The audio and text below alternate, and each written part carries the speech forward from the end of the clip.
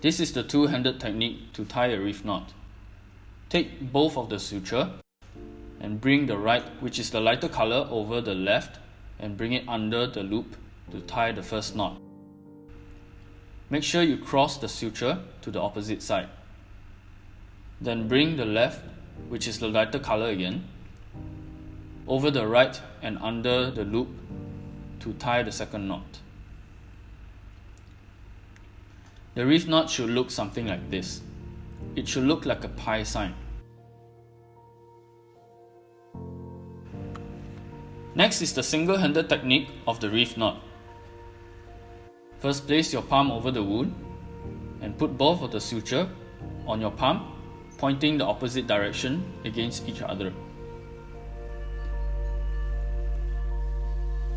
Then use your middle finger, go over the lighter color suture, catch the darker suture and bring the darker suture under the loop and tie a knot.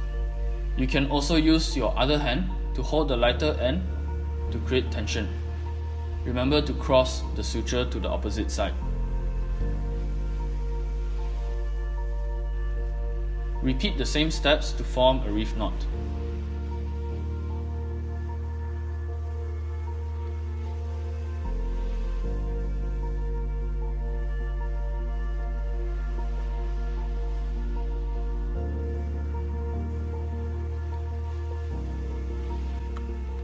Next is the single-handed technique to tie a reef knot.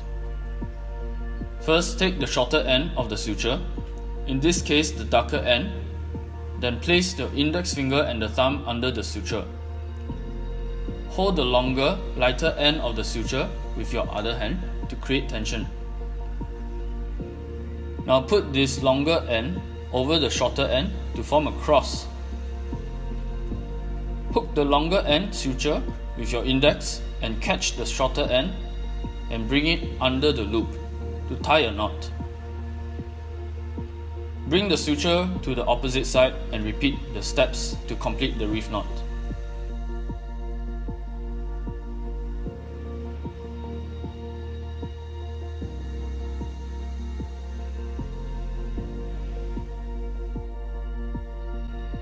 Reef knot with an instrument.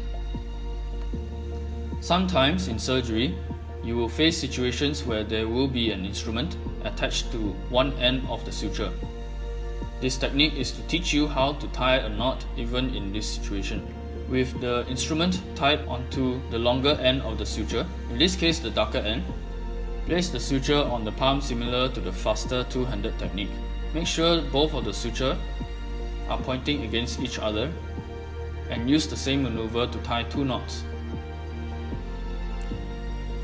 But in this case, make sure the instrument does not move.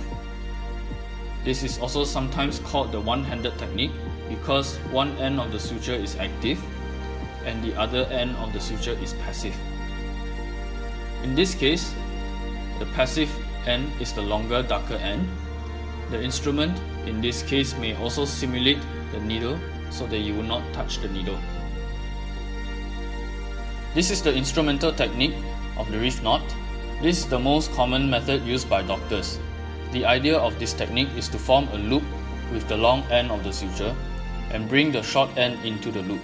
Take the long end of the suture with your left hand, in this case the darker end. Make sure your instrument goes from inside the wound to outside.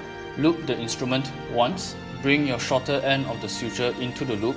Make sure you cross the suture to the opposite side. Let go of the shorter end of the suture and repeat the same steps again to form a reef knot.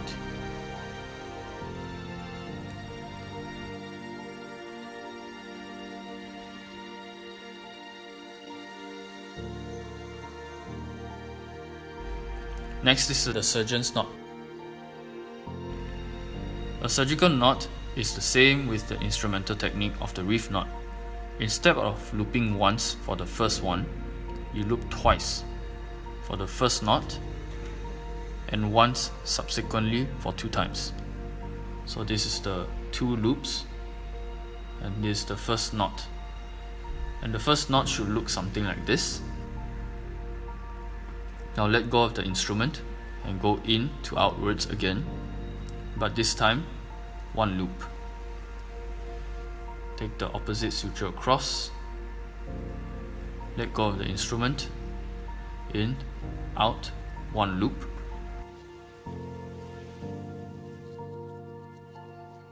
Tie the knot, bring it across, and this is your surgical knot with the instrument. In the end, it should look something like this. These are the basic knotting techniques all medical students should know.